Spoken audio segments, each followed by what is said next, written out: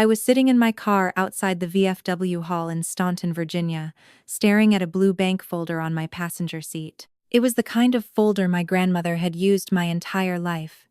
Cheap cardboard, bent corners, her handwriting across the tab in blue ink, still neat even though arthritis had started stealing the strength from her fingers. Inside were 31 months of bank statements, 8 cashier's check copies, 3 early CD withdrawal notices, and one home equity document I had read so many times the numbers had started showing up behind my eyes when I closed them. But it was the sticky note on top that I couldn't stop looking at. 5 words. I did not sign these. Grandma Marjorie had written them in a shaky hand, the letters leaning into each other like they were trying to stay standing. 81 years old, retired school secretary, 42 years of answering phones, filing attendance slips, balancing lunch money, and saving every dollar she could. And somehow, according to the papers in that folder, $339,000 had disappeared from her accounts. I looked through the windshield at the hall. My mother was inside arranging flowers beside Grandma's birthday cake. My father was probably shaking hands with Pastor Alden, using that low, serious voice he saved for men he wanted to impress. My brother Brooks would be near the food table, smiling like the good son who stayed. Cassidy would be filming everything for Facebook. They were about to tell 34 people how much they had sacrificed for Grandma. They had spent 10 years telling those same people I was worthless. 30 minutes later, that blue folder would be sitting beside Grandma's cake, and my mother would have to explain why a woman who claimed to be caring for her mother couldn't explain where her mother's money went. But before I walked into that hall, you need to understand why my family thought I was too small to read the numbers they tried to hide. It started in 2015, though nobody in my family would have called it starting. To them, it was just conversation, a little joke at dinner, a comment after church, a sigh from my mother when someone asked what I was doing with my life. Nothing dramatic enough to apologize for. Nothing sharp enough to leave a bruise anyone else could see. I was 22 when I left Staunton for Roanoke to study financial compliance. My mother, Elaine, acted like I had packed betrayal into the trunk of my car. She did not say that directly. Elaine rarely said the ugly thing without dressing it up first. She wrapped cruelty in concern and handed it to the room like wisdom. Lila always did like making things harder than they need to be, she told one of my aunts the week I moved. I heard it from the hallway while carrying a box of secondhand dishes to my car. My father, Russell, stood by the garage with his arms crossed, watching me load the trunk. He had sold insurance for most of my childhood, so he knew how to make disappointment sound reasonable. Roanoke isn't exactly New York, he said. Don't come back acting like you conquered the world. I closed the trunk slowly, not because I had an answer, because if I moved too fast, my hands would shake. Brooks was 26 then, and already treated like the family's proof of success. He had stayed in Staunton, gotten a job at a used car dealership, bought a house with a flagpole out front, and married Cassidy, who could make every ordinary thing look blessed on Facebook.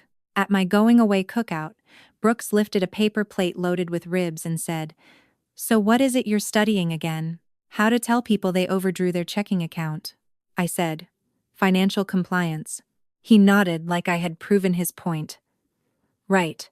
Counting other people's money because you can't make your own." That became the line. For 10 years, they polished it and passed it around. At church luncheons, I was the one in Roanoke doing something with spreadsheets. At family birthdays, I was still renting. At Christmas, when Brooks talked about dealership bonuses and Cassidy showed pictures of their kitchen remodel, my mother would pat my shoulder and say, "Lila's work is more behind the scenes." Behind the scenes meant invisible. Invisible meant unimportant. Unimportant became worthless if they said it often enough. The strange part was, I was doing well, not glamorous well, not the kind relatives brag about over ham biscuits and sweet tea, but real well. I worked in a gray building with security glass at the entrance and carpet that smelled faintly like old coffee. I reviewed suspicious transfers, flagged forged signatures, froze accounts, and read patterns other people missed. By 29, I was a senior fraud analyst at Blue Ridge Community Credit Union. My family never asked what that meant. Grandma Marjorie did. The first time I told her my title, she looked over the top of her reading glasses and said, "So they trust you with other people's money now?" I said, "Yes, ma'am." She smiled like she had known something the rest of them were too loud to hear. Then they picked the right girl. Grandma Marjorie had always believed paper told the truth better than people did. When I was little, I thought that was just one of her old-fashioned sayings, like measuring twice before cutting once or never buying tomatoes in January. She had worked 42 years as the school secretary at Jefferson Elementary, sitting behind the front desk with a phone tucked between her shoulder and cheek, typing attendance slips, counting lunch money, filing permission forms, and knowing which child needed clean socks before anyone said it out loud. Her kitchen was the same way. Orderly, quiet, honest. Every bill had a place. Every receipt had a rubber band. Every bank statement went into a blue folder with the month written on the tab in her careful hand. On Saturday mornings, while other kids watched cartoons, I sat at her kitchen table with a glass of orange juice and watched her open envelopes. "See this?" she would say, tapping a line with the end of her pen. "That's the pension deposit. That comes in first, then the electric, then the water, then the church tithe." She used a blue pen for deposits and a red pen for anything that looked wrong. Fees, late charges, check numbers she didn't recognize. I was 9 years old the first time she let me circle a bank fee. "Numbers don't gossip, baby," she told me. "People do. Numbers just sit there and wait for somebody honest enough to read them." I didn't know then that she was teaching me more than banking. She was teaching me patience, pattern, the difference between what people say and what the paper proves. When I turned 18, and my mother said college paperwork was too complicated, Grandma called me over after supper. She took a white envelope from the back of her recipe box and pressed it into my hand. $700 in 20s and 10s, folded flat. "Don't tell Elaine," she said. "She'll make it about herself." I stared at the money like it might burn me. Grandma covered my hand with hers. Her fingers were still strong then. "A quiet life is not the same thing as a wasted life, Lila." That sentence stayed with me longer than any graduation speech. Years later, before the arthritis bent her knuckles and slowed her handwriting, she put one palm on a blue folder and said, "If I ever stop understanding my own papers, don't let anyone tell you that means I stopped being a person." I thought she was worrying about old age, in the careful way older women do when they have spent a lifetime preparing for storms nobody else can see. 2 years later, the first blue folder disappeared from her kitchen drawer. The first blue folder disappeared after Grandma fell in the laundry room in March of 2023. It was not a dramatic fall. That was the word Elaine kept using when she called me the next morning. Not dramatic. Not serious. Nothing broken. Just a little scare. Grandma had slipped while reaching for a bottle of detergent, bruised her hip against the dryer, and spent one night at Augusta Health for observation. By the time I drove in from Roanoke, my mother had already turned the accident into a family meeting. Elaine sat at Grandma's kitchen table with a yellow legal pad in front of her, writing down tasks in her neat church lady handwriting. Russell stood by the sink, reading the discharge papers like a man reviewing a contract. Brooks was in the hallway, pretending to check the thermostat while taking a call from the dealership. Cassidy had brought soup in a white ceramic pot and was taking a picture of it beside Grandma's pill organizer. "Just so thankful we can all pull together," she said, angling her phone toward the window light. Grandma was in her recliner with a blanket over her knees. She looked smaller than she had 3 weeks earlier, but her eyes were clear. When I kissed her cheek, she squeezed my wrist once. Not hard, just enough to tell me she was still herself. Elaine saw it. "Mom needs consistency now," she said. "Too many opinions will overwhelm her." That was how it began. Not with a theft, not with a slammed door. With a sentence that sounded reasonable if you did not listen too closely. Elaine moved into the guest room for a few weeks. Russell started coming by to handle bills because, as he put it, paperwork stressed my grandmother out. Brooks offered to fix the gutters, though he never brought a ladder. Cassidy posted a photo of Grandma's hands folded around a mug of tea with the caption, "Caring for our elders is sacred work." People commented with hearts. "What a beautiful family. Your mom is lucky to have you. This is what love looks like." Inside the house, small things changed. Grandma's mail no longer sat in the brass basket by the door. Her checkbook disappeared from the second drawer. The kitchen phone was replaced with a cordless one. Elaine kept mostly in her purse. The blue folders were moved from the lower cabinet to somewhere no one seemed able to name. When I asked about them, Elaine smiled like I had embarrassed myself. "Lila, she doesn't need to be digging through old bank papers right now." Grandma looked down at her lap. A week later, Elaine told me Grandma had signed a durable power of attorney at Russell's insurance office, with one of his old business friends notarizing it. "Temporary," she said. "Sensible," she said. "What responsible families do before there is a crisis." Russell used words like estate planning and protection. Brooks nodded along, the good son in the doorway. Cassidy filmed Grandma blowing on her soup. Everyone looked calm. That was the part that stayed with me later. How calm people can look while they are rearranging someone else's life. The first time I knew something was truly wrong, it was not because of a missing folder. It was because Grandma stopped asking about interest rates. For years, Grandma Marjorie had treated interest rates like weather. She asked about them casually, while buttering toast or folding dish towels, the way other women asked if it might rain. CD rates, savings yields, whether the credit union was offering anything better than the bank downtown. So when she stopped asking, I noticed. That spring, Opal Whitcomb called me from the quilting room at First Grace Methodist. I knew Opal only in the way small towns make you know people. White hair pinned neatly, lavender hand cream. A voice that always sounded like she was trying not to disturb a sleeping baby. "Your grandmother asked if you could come to the luncheon Saturday," she said. "She said she wants to see your face. Not talk, not visit, see your face." I drove 90 minutes from Roanoke with a pan of lemon bars on the passenger seat, the recipe written in Grandma's hand tucked under the plastic wrap. The fellowship hall smelled like ham biscuits, coffee, and furniture polish. Folding tables ran in 2 long rows. Paper napkins with little yellow flowers sat beside pitchers of sweet tea. Elaine saw me before I found Grandma. "Well," she said, bright enough for the women near the punch bowl to hear. "Look who found time between all that important computer work." The women smiled in that careful church way, not approving, not objecting, just making the moment easier for themselves.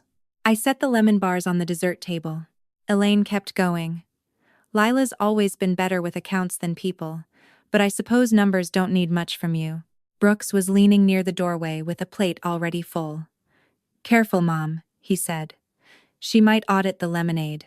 A few people laughed, softly, politely, the kind of laugh that leaves no fingerprints. I looked across the room and saw Grandma at the far table in a cream cardigan, sitting with her purse in her lap like she was waiting for a bus no one else could see. When I sat beside her, she did not hug me right away. She slid her hand under the tablecloth and found mine. "Her fingers felt thinner. Don't let them make you small," she whispered, "just because they need a smaller version of you." Before I could answer, Elaine appeared behind her chair. "Mom," she said, still smiling for the room, "don't tire yourself out. You get confused when too many people talk at once." One of the women near the punch bowl nodded like Elaine had explained something kind. Grandma's hand tightened around mine. That was the first time I understood they were not just taking her papers. They were practicing how to make people stop believing her. After that luncheon, I stopped treating my mother's comments like family tension and started treating them like evidence. Not official evidence. Not yet. Just the kind of evidence a person collects when her stomach knows something before her hands can prove it. Dates, times, who answered the phone. What Grandma said before someone came into the room. What she did not say at all. Our Thursday calls had once lasted half an hour, sometimes longer. Grandma would tell me which neighbor had brought tomatoes, which hymn Pastor Alden had chosen on Sunday, whether the bank downtown was still offering miserable CD rates. After the luncheon, the calls shrank. 22 minutes. 14. 9. Then one Thursday. 3 minutes and 41 seconds. I knew because I started writing the length down. Elaine was always somewhere nearby. I could hear her without hearing words. A cabinet closing, a chair leg scraping the floor, the soft warning sound of another person entering a room. "Grandma," I said one evening, "are you getting your bank mail?" There was a pause. Then her voice dropped so low I had to press the phone against my ear. "They say paper upsets me now." Before I could answer, Elaine came on the line. "Lila, your grandmother is tired. You need to stop interrogating her." Interrogating. That was the word she chose. Not talking. Not checking. Interrogating. 2 days later, I drove to Staunton without calling first.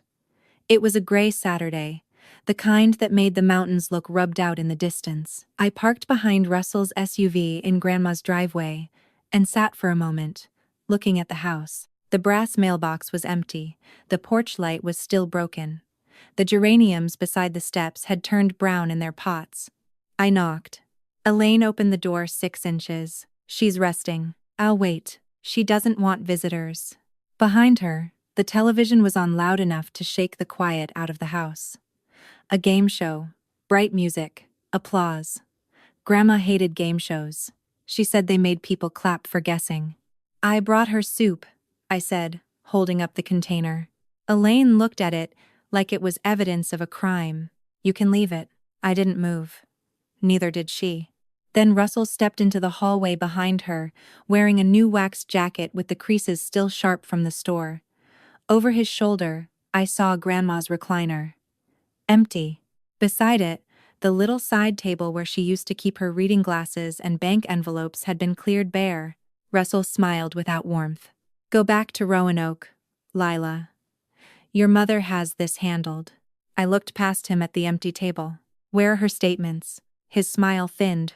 "You really can't help yourself, can you?" The door closed. I stood on the porch, with the soup cooling in my hands and the television shouting behind the wall.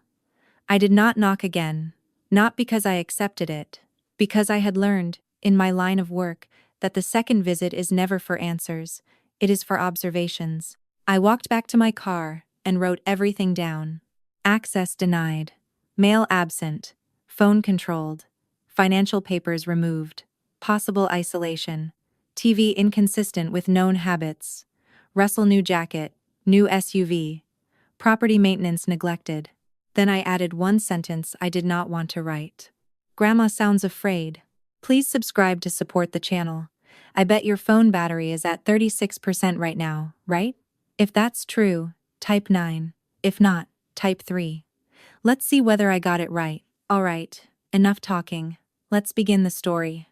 That sentence sat in my notebook for 9 days before Opal Whitcomb called again. It was 8:17 on a Monday night. I remember because I was standing in my kitchen in Roanoke, eating cereal over the sink, too tired to cook and too wired to sleep. Opal's name lit up my phone, and before I answered, I already knew something had changed. "Lila," she said, her voice barely above a whisper. "Your grandmother gave me something." We met behind First Grace Methodist, in the back parking lot where the security light flickered over the recycling bins. Opal sat in her Buick with both hands on the steering wheel. Her quilting tote was on the passenger seat, the same floral bag she carried to every church event. Only this time, there was no fabric inside. She handed me a blue folder with worn edges and Grandma's handwriting across the tab. "Bank do not throw away." She said not to give it to Elaine, Opal said. She said, "Give it to the granddaughter who knows numbers." I sat in my car afterward with the dome light on and opened the folder across my lap. The first page was a cashier's check copy for $18,500, payable to Shenandoah Home Renewal LLC. Memo line: bathroom repair.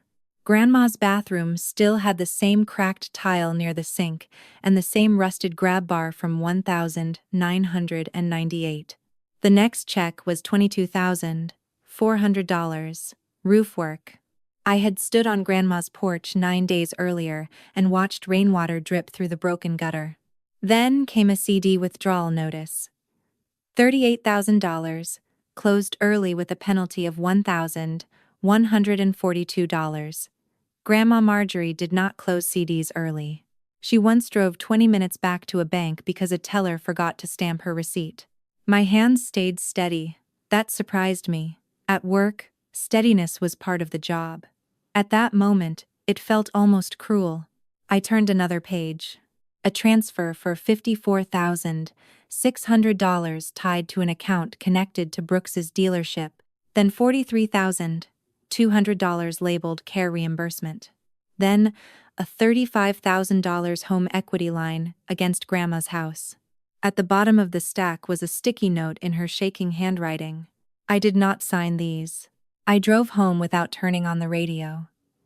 In my apartment, I spread the pages across my kitchen table, made coffee I forgot to drink, and added the numbers 3 times. Cashier's checks, fake repairs, CD liquidation, care reimbursements, dealership transfers, home equity, almost $339,000. My grandmother had spent 42 years saving quietly, one paycheck at a time.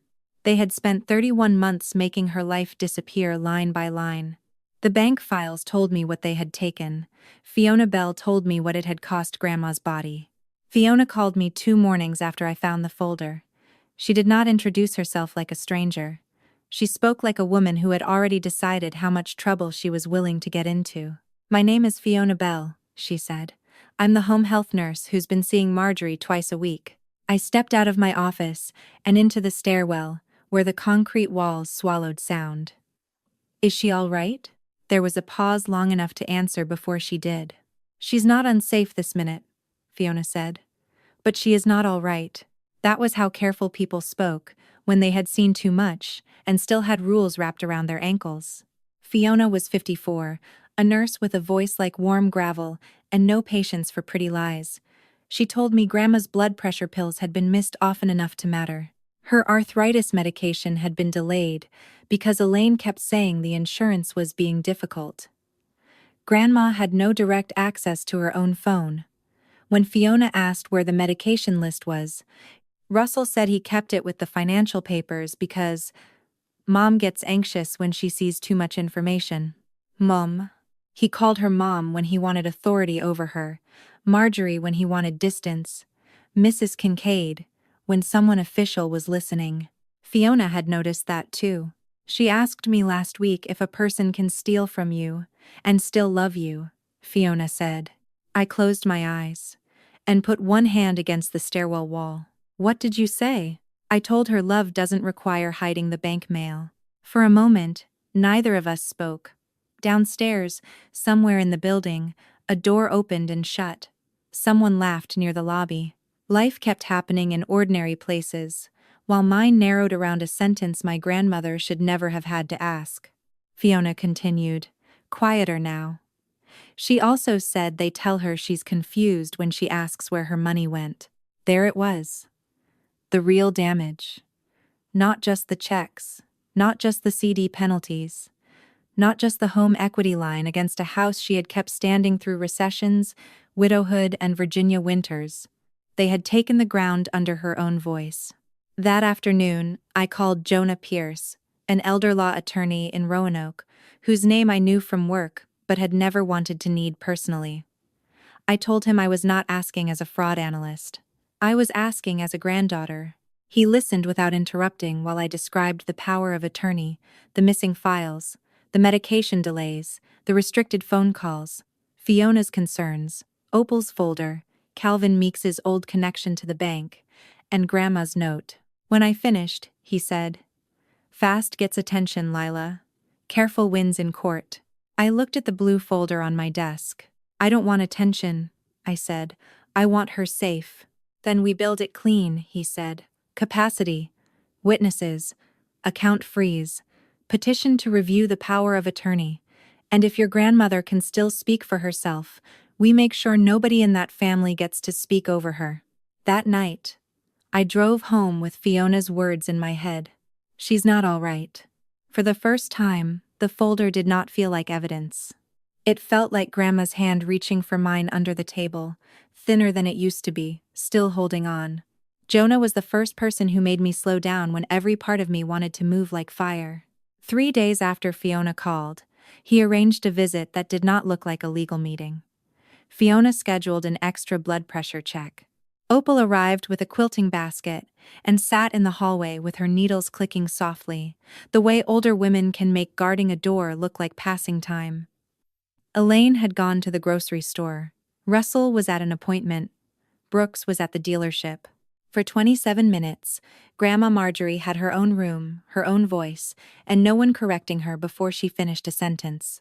I sat beside her bed with the blue folder closed on my lap. Jonas sat in the chair by the window, not rushing her, not leaning forward too hard. He asked simple questions first: her full name, the date, where she lived, who handled her bills, whether she understood what a power of attorney meant. Grandma answered slowly, but clearly. Then Jonah asked, "Mrs. Kincaid, what do you want to happen?" She looked at me, then at the folder. "I want my papers back," she said. "I want my money protected. And I want them to stop telling people I'm confused when I'm asking questions they don't want to answer." My throat tightened, but I kept my face still. This was not the time to become her grief. This was the time to be useful. Jonah nodded. "There's a birthday luncheon next month, correct?" Grandma's mouth tightened. "Elaine rented the VFW hall," she said. "She says it'll show people I'm loved." I said, "We don't have to do anything there." Grandma turned her head toward me. Her hair was thin against the pillow, brushed back with the same care she had always given church mornings. "Yes," she said, "we do." I shook my head. "Grandma, that's your birthday." "They used my age to silence me," she said. "Let them hear me while I'm still here." No one spoke for a moment. Even Opal's needles had stopped in the hallway. After that, preparation became its own kind of waiting. Jonah drafted the petition to review the power of attorney. Fiona wrote her care notes clean and factual. Opal signed a statement about the folder. Calvin Meeks agreed to compare old signatures with the new ones. Deputy Angela Sutter was notified quietly, not for drama, but for safety. I still went to work. I still reviewed other people's fraud alerts under fluorescent lights. At night, I came home and checked every number again. 10 days before the luncheon, Cassidy posted the invitation online.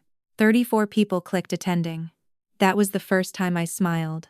The morning of the luncheon, I woke before my alarm and lay still in the dark, listening to the heat click through the vents of my apartment. For a few seconds, I forgot what day it was.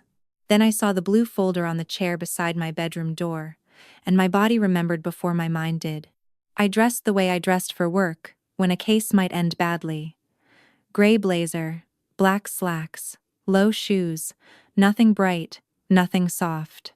I pulled my hair back, checked the folder one more time, then put it in the passenger seat like it was another person riding with me. The drive from Roanoke to Staunton took 90 minutes. The mountains were gold and rust along the interstate, beautiful in that October way that makes everything look forgiven from a distance. I passed exits I knew by heart, gas stations where my father used to stop for coffee, the church sign outside First Grace Methodist, the road that led to Grandma's house. I did not turn there. At 11:08, I parked across from the VFW hall.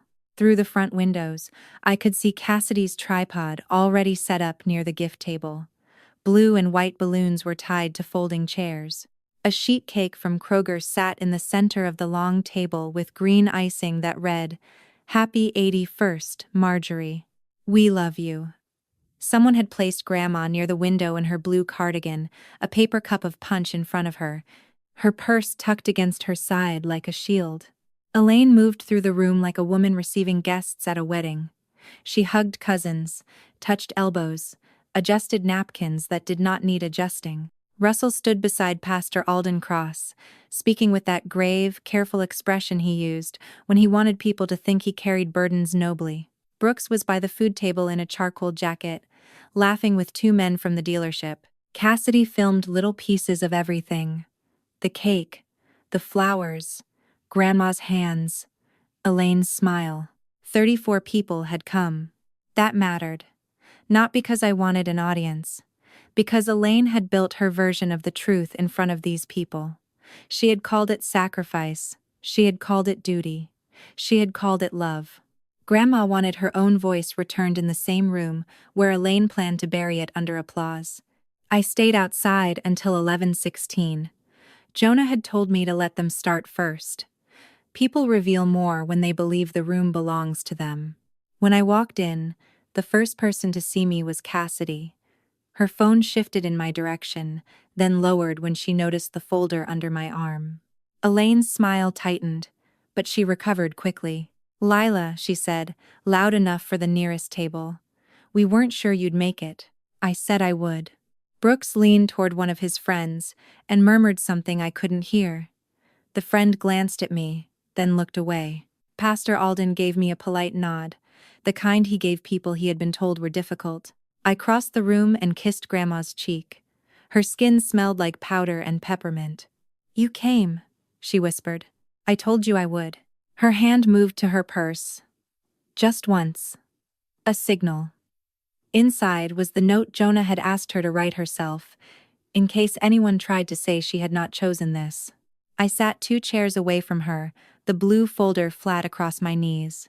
5 minutes later, Elaine stood at the front of the room and tapped a spoon against her glass.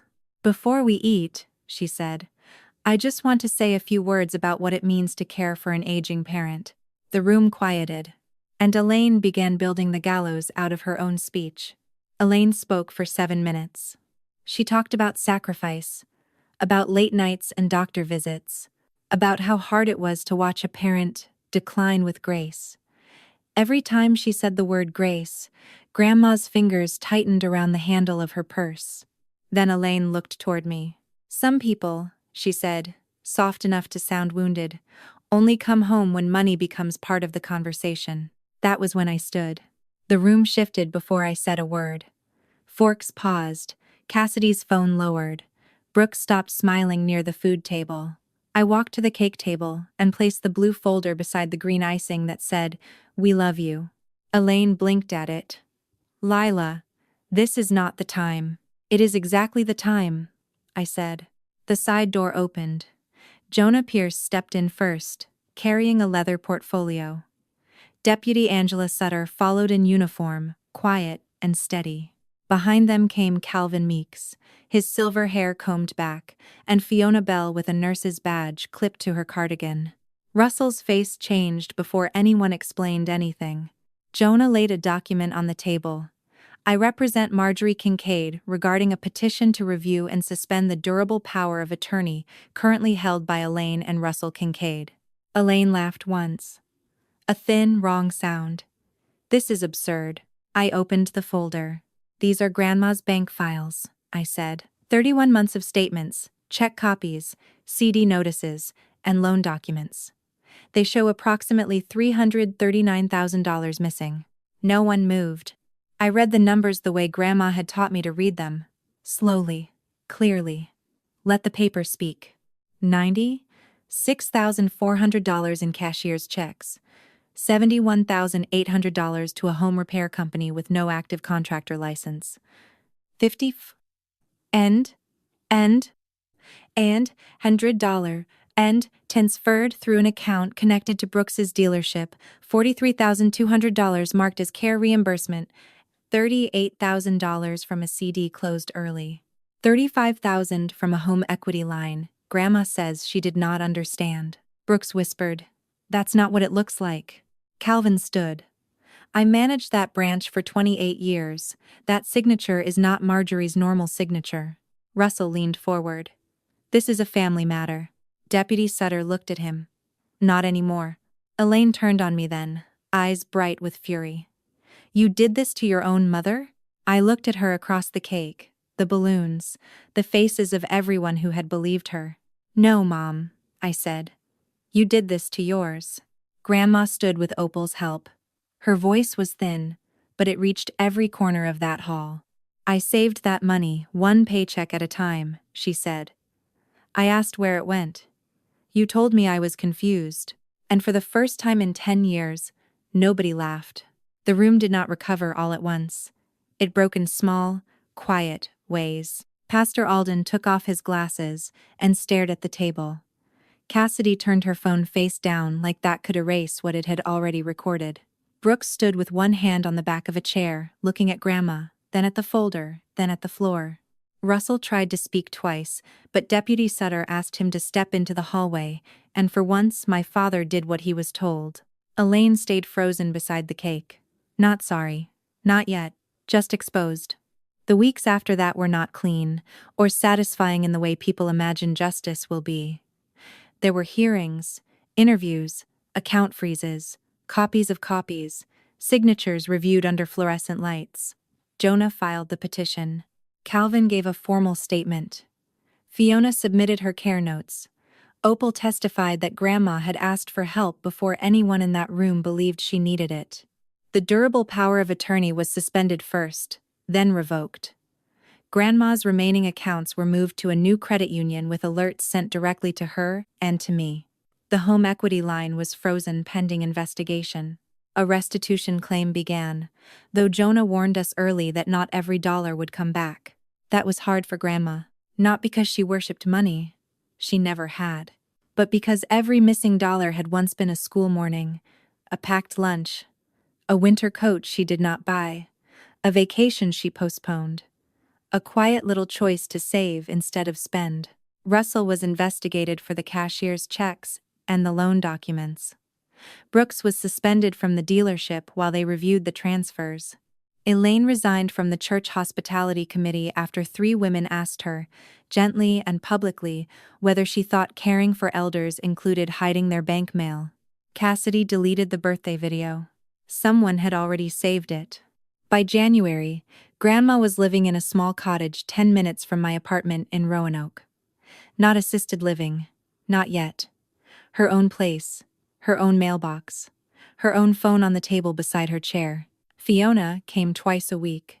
Opal mailed quilt squares in padded envelopes with Bible verses written on the flap. On the first Sunday of February, I brought over coffee and a new bank statement. Grandma opened it slowly. Her fingers still shook, but she held the page herself. She took a blue pen from the mug near the window and underlined the pension deposit. "There," she said. "That one came in right." I smiled. "Yes, ma'am." She looked at the paper for a long time. "They thought paper was just paper," she said. I waited. Grandma tapped the statement once. "But paper remembers what people try to hide." My family mocked me for 10 years because they thought quiet meant useless. They were wrong. Quiet is where you learn to notice. Quiet is where you learn to count. And sometimes, quiet is where the truth waits until the right person opens the right file. The lesson I took from Grandma Marjorie's story is that family is not proven by who stands closest to you in photographs. It is proven by who protects your voice when it starts to shake. Some people use the word family like a blanket. They wrap it around control, guilt, silence, and greed, hoping nobody will look underneath. They say they are helping. They say they are sacrificing. They say they know what is best. But love does not need to hide bank statements. Love does not take away someone's phone, papers, medicine, or dignity. Love does not call an elderly woman confused just because her questions are inconvenient. And sometimes, the person everyone underestimates is the one who has been paying attention the whole time. Lila's strength was not loud. She did not win because she shouted louder than Elaine or fought dirtier than Russell. She won because she stayed steady. She remembered what her grandmother taught her. She read the lines nobody else bothered to read. She trusted the small signs: a missing folder, a shortened phone call, a hand tightening under the table. That is a lesson for all of us. Pay attention to the quiet changes in the people you love. When someone stops calling, stops laughing, stops asking about the things they used to care about, do not dismiss it as age or mood. Sometimes silence is not peace. Sometimes silence is a locked door. And if you have ever been called worthless by people who never took the time to understand you, remember this: your value does not disappear because your family cannot recognize it. Character is often built in private, in the years when nobody claps, nobody apologizes, and nobody sees what you are becoming. Grandma was right, paper remembers. But so do people. We remember who mocked us. We remember who believed us. And one day, the truth finds the person brave enough to open the file. What did you think of Lila and Grandma Marjorie's story? Have you ever seen a family hide control behind the word love? Leave your thoughts in the comments. If this story moved you, please like, subscribe, and share it with someone who needs to hear that quiet people are not weak.